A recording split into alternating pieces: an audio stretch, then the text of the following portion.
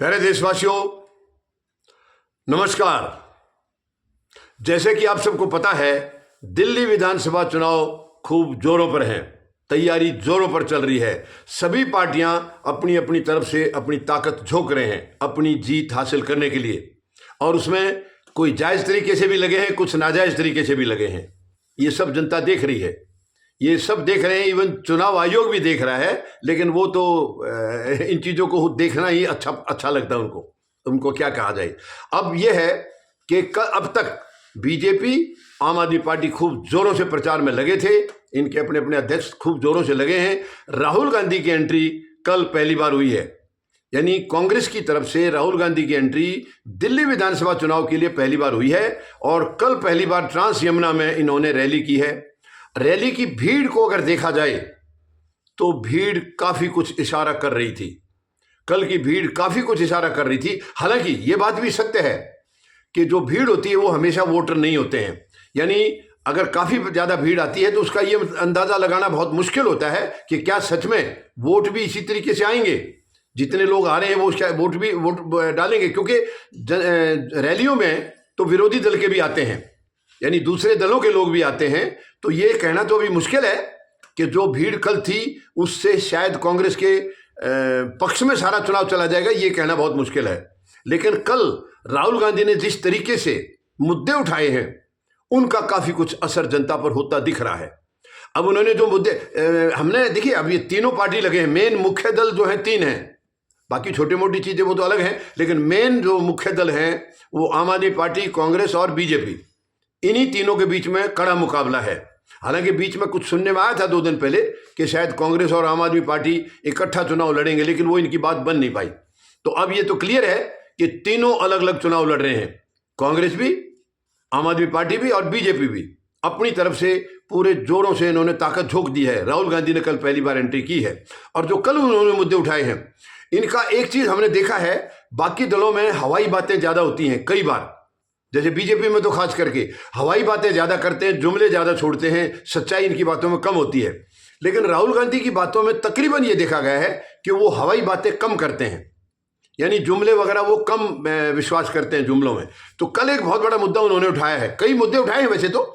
एक मुद्दा उनका जो जातिगत जनगणना का है, ये बात बिल्कुल सत्य है। उन्होंने खुद कहा है कि जातिगत जनगणना के बारे में आज तक ना बीजेपी ने एक शब्द कहा है, ना ही आम आदमी पार्टी ने, और ये बात सच भी है। दिल्ली के जो मुख्यमंत्री रहे थे, अब तो वो पूर्व हैं, अरविंद केजरीवाल, इन्होंने भी कभी भी जातिगत जनगणना के बारे में कोई शब्द नहीं कहा, ना ही बीजेपी ने कहा। आपको ध्यान होगा, नीतीश कुमार बिहार के मुख्यमंत्री हैं और उन्होंने जातिगत जनगणना वहां बिहार में करा दी थी, और उसके बाद राष्ट्रीय स्तर पर भी उन्होंने ऐलान किया था कि हम राष्ट्रीय स्तर पर कराएंगे। जैसे कि आपको पता है, वो इंडिया गठबंधन की शुरुआत करने वाले नीतीश कुमार थे। वो अलग बात है कि दुर्भाग्यवश 2024 के लोकसभा चुनाव से ऐन पहले वहां जो आरजेडी के साथ वो सरकार चला रहे थे बिहार की, उसको छोड़ करके एनडीए में शामिल हो गए थे। इंडिया शुरुआत उन्होंने की, गठबंधन उन्हीं की नेतृत्व में ये चला था शुरू में, लेकिन सॉरी, बाद में वो उसको छोड़कर आ गए थे। अब उसका कारण सबको पता है, उन बातों पर अभी समय वेस्ट नहीं करेंगे हम। तो अब वो छोड़कर आ गए थे। उन्होंने पूरे जोरों से जातिगत जनगणना की बात कही थी। कांग्रेस ने भी उनकी बात को दोहराया था, और कांग्रेस ने भी ये कहा था कि जातिगत जनगणना हम राष्ट्रीय स्तर पर कराएंगे। तो ये मुद्दा कल उन्होंने जोरों से उठाया है, और ये सत्य भी है, और जनता के ऊपर इस बात का असर भी आया है। राहुल गांधी ने कहा है कि वो कभी नहीं चाहते हैं, बीजेपी, आम आदमी पार्टी कभी नहीं चाहेंगे कि मतलब पिछड़े वर्गों को या दलित वर्गों को इनका हक दिया जाए, वो कभी नहीं चाहेंगे। इस तरफ उन्होंने इशारा किया है। अब ये देखिए, जातिगत जनगणना का जब ये पक्षधर नहीं है बीजेपी और आम आदमी पार्टी, तो ये बात भी उनकी कहीं ना कहीं सत्य लगती है कि वो इनको हक नहीं देना चाह रहे। तो ये मुद्दा राहुल गांधी का कल काफी हावी रहा है। इसके अलावा भी उन्होंने कई मुद्दे उठाए हैं। आम आदमी पार्टी के भ्रष्टाचार के बारे में भी जिक्र किया है, यानी जो शराब घोटाला हुआ है दिल्ली में, उसका भी उन्होंने जिक्र किया है।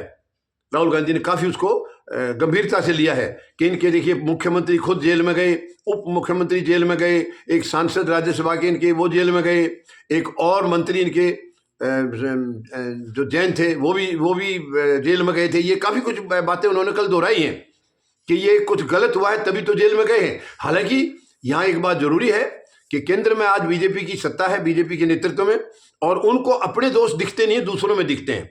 लेकिन फिर भी जो इनके ऊपर लगाए हैं आरोप, उनमें कुछ तो सच्चाई होगी, वरना इतना इतना लंबा टाइम जेल में नहीं बिताते।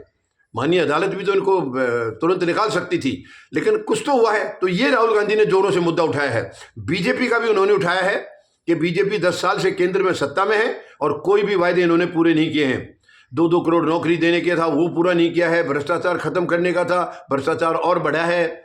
और महंगाई कम करने का था, वो लगातार बढ़ती जा रही। इस किस्म के कल मुद्दे राहुल गांधी ने उठाए हैं, और ये मुद्दे सारे सत्य हैं, बिल्कुल सच्चाई हैं, ये तो सब जानते हैं। इसके अलावा राहुल गांधी ने जो 15 साल कांग्रेस की सरकार रही थी, 1998 के बाद 2013 तक, लगातार 15 साल कांग्रेस की सरकार थी। शीला दीक्षित जी इनकी मुख्यमंत्री थी, और इसमें कोई दो राय नहीं, उस दौरान काफी काम हुए हैं। जो उस वक्त कांग्रेस की सरकारों ने, तीनों सरकारों ने काम किया है, वो बाद में वो काम देखने को नहीं मिले। तो उनको भी भुनाने की कल राहुल गांधी ने काफी कोशिश की है, और उन्होंने कहा है कि अब जरूरत है दोबारा से कांग्रेस की सरकार बनानी पड़ेगी, ताकि दिल्ली का विकास हो सके अच्छी तरह से, दिल्ली को एक सच में राजधानी क्षेत्र के तौर पर डेवलप किया जा सके। ये बातें कल उठाई है। तो अब इनका ये देखना है कि जो पहले से बीजेपी और आम आदमी पार्टी गंभीरता से लगे हुए थे, राहुल गांधी ने कल एंट्री की है, और कल वो भारी पड़ते तो दिखाई दिए हैं। लेकिन अब चुनाव परिणाम किस तरफ जाएंगे, कैसे जाएंगे, क्योंकि चुनाव में एक चीज और भी हो रही है। ये भी खबरें आ रही हैं कि बीजेपी की तरफ से पैसे बांटे जा रहे हैं मतदाताओं को, और चीजें भी लोक लुभावने कुछ चीजें दी जा रही हैं, जैसे हेल्थ कैंप लगा करके चश्मे बांटे जा रहे हैं मुफ्त में। तो इस किस्म की बातें भी उठ रही हैं।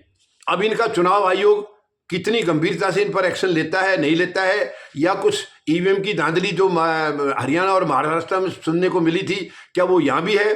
क्योंकि बातें तो यहाँ भी चल रही हैं, वोट काटे जाने की, वोट जोड़े जाने की कई बातें चल रही हैं। अब कुल मिलाकर के चुनाव किस तरफ जाएंगे, नतीजे किस तरफ आएंगे, उसके लिए हमें थोड़ा सा इंतजार करना पड़ेगा। ये सब अभी फिलहाल समय के गर्भ में है, लेकिन माहौल जो बना है अभी तक, कल राहुल गांधी की एंट्री के बाद माहौल काफी गर्म हुआ है, और काफी कड़ा मुकाबला लग रहा है। लगता है ये बहुत ही कड़ा मुकाबला तीनों के बीच में रहेगा।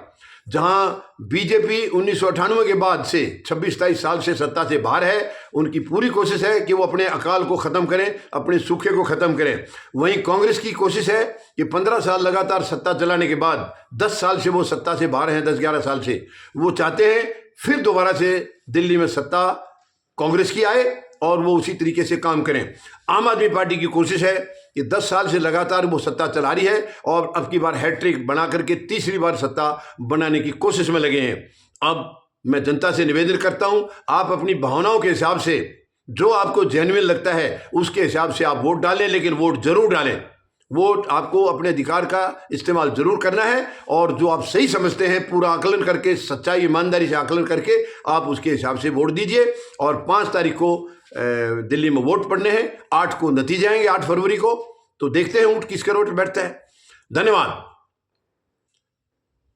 जय जवान, जय किसान, जय हिंद।